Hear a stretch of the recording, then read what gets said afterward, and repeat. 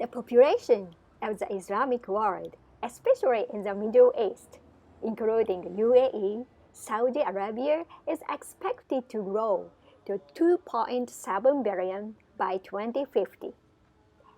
As the Middle East becomes increasingly active in its economic transformation towards an oil-free world, increasing the working population is expected to contribute to growth over the medium to long term. The Gulf Cooperation Council's GCC, which is responsible for collective security in the Middle East, is a cooperative organization of the 6 Arab Gulf states, Saudi Arabia, UAE, Qatar, Bahrain, Kuwait, Oman. The GCC also promotes cooperation and elimination of intra-regional tariffs, the establishment of common tariffs on non-regional products, the recognition of the free movement of labor within the regions, the creation of the common currency, and the creation of the GIC, Gulf Investment Corporations. In addition to these intra-regional agreements, Asian and Europe countries are also expanding the economic cooperation with other countries in order to attract oil money from Middle East oil-producing countries, as they strengthen a policy to attract foreign investment and wanted to break away from depending on oil revenue. This is expected to lead to economic expansion and individual diversification in the region, especially in Saudi Arabia and UAE. An increase in the working population is expected to lead to increased production activities and consumptions, contributing to economic growth and higher stock prices. In the past, GDP and stock prices in UAE, Saudi Arabia have risen along with the increasing in the working populations. Going forward, the working population is expected to continue to increase toward 2035. In the Middle East and the Muslim world, in addition to infrastructure expansions and the promotion of economic cooperation, increasing in the working population is expected to contribute to medium to long-term economic growth. The UAE is the second largest economy in the Middle East after Saudi Arabia, but its economy is growing rapidly, especially in Dubai, as it has developed air and sea transportations, free trade zones and tax havens to serve as hubs in the Islamic world.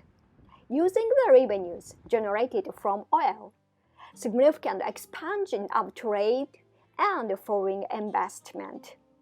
UAE promotes religious tolerances and diversities. Along with Dubai's economic development, foreign companies have expanded into Dubai, and in addition to wealthy individuals from Russia, Hong Kong, China, and other countries, there is a large influx of foreigners from Pakistan, Bangladesh, India, and other countries on the periphery of the region due to increased labor demand. Population, especially in Dubai, has increased significantly, contributing to economic growth. With such economic growth, the stock price of the UAE, Saudi Arabia stock markets have outperformed the emerging market stock average. Saudi Arabia, the largest economy in the Middle East, is the world's largest oil exporter. Oil industry is a major economic pillar and the source of the government revenue. But to diversity the economies and promotes the growth in the non-oil sector. The country is pursuing a national project called Vision 2030, which increases tourism, manufacturing and financial services, as well as transportations, water treatment, and transmission to green energy. It is also focusing on encouraging the foreign investment, especially in the non-oil sector, creating jobs for the growing number of young people and fostering the entrepreneurship.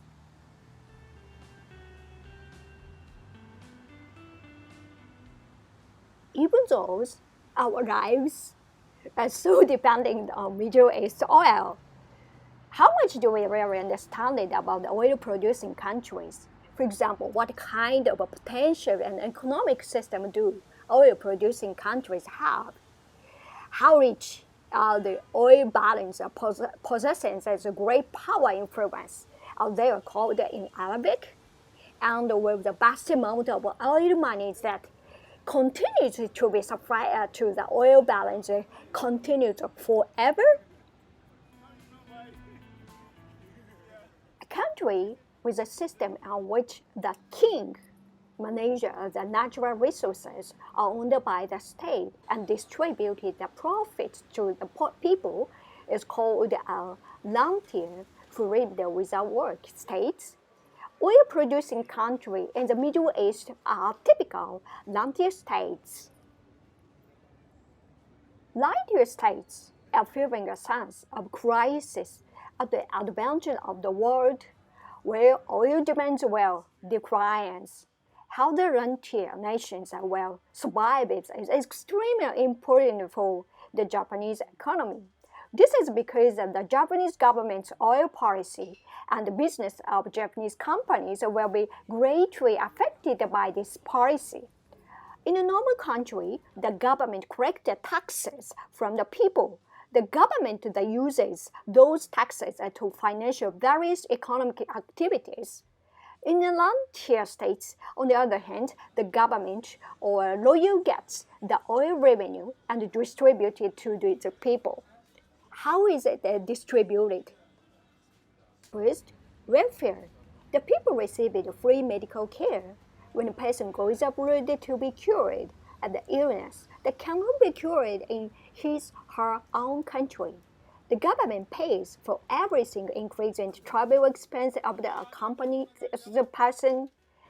Education is also free. Tuition fees for everything from schools to university are free. Government also pays for the cost of studying abroad. In addition, electricity, water, and other public utilities are extremely inexpensive at a reasonable price. Gasoline costs also. In the UAE, you cannot own land, but when you build a house, the government will rent your land free of charge. The only thing you have to pay for is the building fee. That is why they live in houses that look like mansions. Moreover, when they get married, they get the subsidies to build a house. Mortgages can also be taken out at almost zero interest. Only a few citizens can enjoy the benefit. That is a very enviable, desirable situation. However, there are no elections in such countries. In rentier countries, the power of the king is absolute. He gives them the money, so don't complain or talk about the policies. Not everyone can benefit from oil. The only people who live very well are their own citizens who have nationalities. The price of water, electricity are different from our own citizens and foreigners. Only the citizens of their own country can benefit from the system. That's what is the percentage of your own citizens? In the UAE, for example, only about 10% of the population are native citizens. The rest are foreigners or immigrants. Why are there so many foreigners? In the 1970s, the Gulf countries became rapidly affluent and economically active. At that time, they could not survive it on their own, so they took on more and more immigrants and labor resources. Thanks to these foreign workers, the Gulf countries developed. This is not the only problem faced by rentier nations. In the past, oil-producing countries were able to control the oil prices, but now it is difficult to do so. The royal families that rules the countries want to increase oil revenue as much as possible to secure a source of legitimacy for their rules. So how to get oil revenue as a matter of life and death. In the price of oil decreases, the source of the share to the people will decrease. The government will no longer be able to provide high welfare to the people. Now we are in troubles. They are in troubles. How will you going to solve this problem? Saudi Arabia and Kuwait, for example, do not share all of the oil revenues with their citizens, but rather the government manages the position. They invest it and then withdraw it when oil prices drop. Also, the UAE have recently raised the price of gasolines, so the price has gone up quite a bit. It is not a big amount of money for the citizens of the country, but for foreigners who are living on a tight budget, it is a huge pain. What will happen when more money runs out? There will be demonstrating and uprisings. For example, in 2011-2012, a series of anti-government activity known as Arab Springs that took place in African and Middle Eastern countries. When large-scale demonstrations broke out in Bahrain, neighboring to Saudi Arabia, dispatched its military to calm the situation. It is likely they want to avoid the propagation with Saudi Arabia at all costs. Two directions to maintain the distribution system. How long do you think the system of the government receiving oil revenues and distributing them to the people will continue? How to maintain this system is a major challenge that all oil-producing countries face. There are two directions. One is to somehow maintain the rentier system, rentier state in its traditional form. Saudi Arabia, Kuwait are a typical example. They will continue to receive oil revenue in the same way as before and distribute them. The other direction is to create a new distribution system that does not rely only on oil. Dubai, Kuwait are examples. Dubai is what originally developed as a trading center, so it has the thriving shipping and logistics industry. It has also adopted a policy of attracting foreign companies by offering them preferential treatment and concentrating them as a base for business in the Middle East. In these special economic zones called free zones, land and office buildings are leased to foreign companies for rent. In part, Dubai was forced to take this route because its oil income are low to begin with. In reality, Saudi Arabia probably wants to go in the second directions. However, the Saudis are large countries with a large population, so they are not very flexible. Also because Saudi Arabia is the holy land of Islam, where Mecca, Medina are located. Islamic precepts are very strict. You cannot even drink alcohol. It is a harsh environment for foreigners to reside in. And many companies have hesitated to expand it in the regions.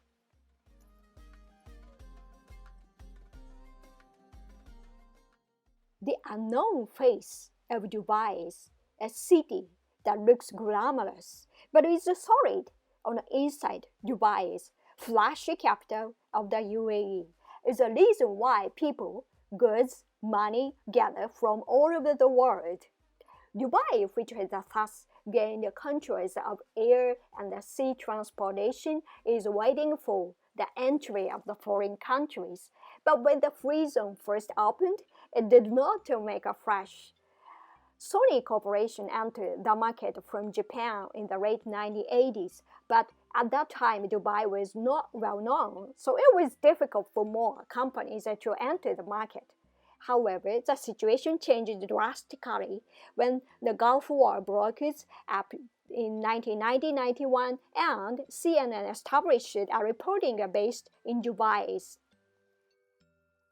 The war in Iraq, Kuwait, was a major factor in the rise of the Gulf War.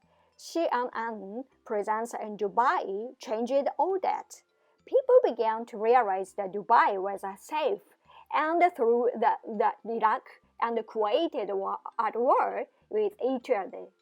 After the end of Gulf War, the number of foreign countries moving in the Jebel Ali free trade zones accelerated and grew steadily until the 2000s. Coincidentally, while the Gulf War was a catalyst for Dubai's life prominence, there was another event that changed the landscape: the 2001 terrorist attacks in the US. Until then, oil-producing nations of the Middle East had been the only ones to have a presence in the free zone. Until then, oil-producing countries in the Middle East had been investing their surplus oil funds in the US and the UK. However, after the attacks at the Gulf and Saudi Arabia came under suspicions and adopted a tough attitude toward the Middle East. Therefore, the Gulf countries decided to move out of New York's Wall Street and the city of London and to find other places to invest their monies. Dubai was the obvious choice. Since the mid-2000s, oil prices have been rising, and the abundance of the oil money in the Middle East is increasingly going to Dubai. Dubai's name recognition and presence have increased dramatically over the past 20-30 years, and it has become the number of business hubs in the Middle East. The Middle East is often associated with oil-producing country, but Dubai is not an oil-producing country. How and then has Dubai been able to develop its economic to this level?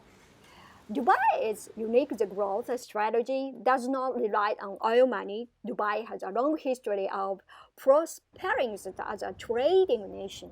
The history of transit trade is long, and when India was a British colony, ships bound from UK used to pass through Georgia and Dubai. In Dubai, oil fields were discovered in 1966. Oil producing began in 1969. However, oil reserves were originally small, and the country could not rely on oil.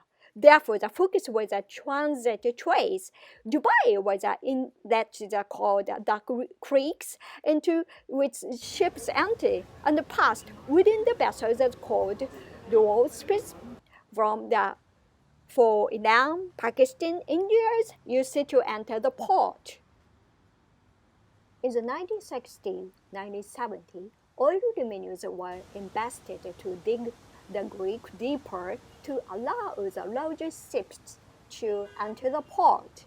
In the 1980s, economic and industrial lines of the non-oil industry were further strengthened. Among these, 1985 has special significance for Dubai. The first event of the year was the establishment of Emirates Airlines.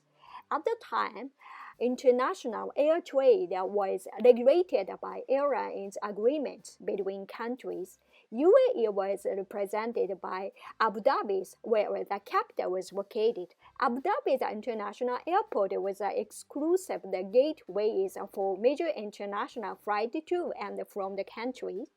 Emirates Airlines was born saying that let's create our own airlines. At first, it was a small airline that begins operation with 2 aircraft from Pakistan International Airlines. At first, operation was difficult, but from the middle 1990s, the airlines performance increasing and grew and large international airlines. Currently, Emirates owns 68 aircraft A380s, the world's largest passenger aircraft. This is the largest number in the world as of November 2015. In 2015, Dubai International Airport ranked first in the world in passenger traffic. Meanwhile, the development of Dubai Airport, which are key to trade, accelerated in the 1890s, and the large-scale man-made port was built in 1985. Until the early 2000s, Dubai's momentum was truly meteoric. Abu Dhabi seems to think if they do something spectacular the next door, it will raise the profit of the UAE, but Dubai has some rivalry with Abu Dhabi's. However, Dubai's shock was a major turning point in this relationship. Dubai, which had been setting off fireworks, finally defaulted on its debt following the Lehman shock in 2008. The financial institutions were not able to conduct a rigorous investigation. When reading it to the state, as the real estate sector turned into bubbles, the first moving money left and what remained was a large amount of debt. What remained was a large amount of debt and was Abu Dhabi that supported assuming the debt.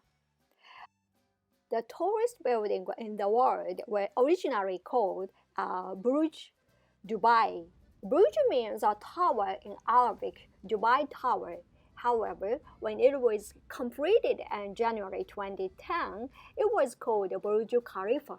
Khalifa is the name of the king of Abu Dhabi. It was a symbol of the help we received from Abu Dhabi. Both are gorgeous, but in the world, Dubai is flashy and Abu Dhabi is dignified. Abu Dhabi is a country that has grown a lot as an oil-producing country since the 1970s, so it must have a relaxed atmosphere. It is difficult to describe it, but when you got there, the atmosphere is totally different. The most obvious is the road. The road in Dubai is relatively packed away, but once you cross the border, Abu Dhabi has a spacious roads and the mountain strips that's planted with roadside trees. It is very difficult to maintain greenery in the Middle East climate. That's how much room they can afford. The way Dubai and Abu Dhabi present themselves on their role in the UAE differ great ways. Abu Dhabi as a center of oil, politics, and diplomacy, while Dubai is the center of the economies. Each functions as one of the two wheels of the UAE. Now hubs of people, goods, and money. Many foreign companies and financial institutions are concentrated on Dubai's free zones. The special zone for the accumulation of people, goods, money are the cornerstones of Dubai. Dubai has benefited greatly from being a foreigner in this area, which it has been building since the 1980s. The establishment of the special zone was a good move. If we had allowed foreign companies to enter it, there would have been oppositions. But we have allowed them to enter free zone as enclaves. Currently, there are more than 10 free zones in Dubai, and most of them are for office building only. Jebel Ali is a bonded area, so it is fenced off and the access is strictly controlled. Dubai's main focus is still trade and logistics. They are still expanding the port and building the world's largest airport, like next to the pot. I cannot take my eyes off of Dubai, which has gone back to its root and achieved a revival.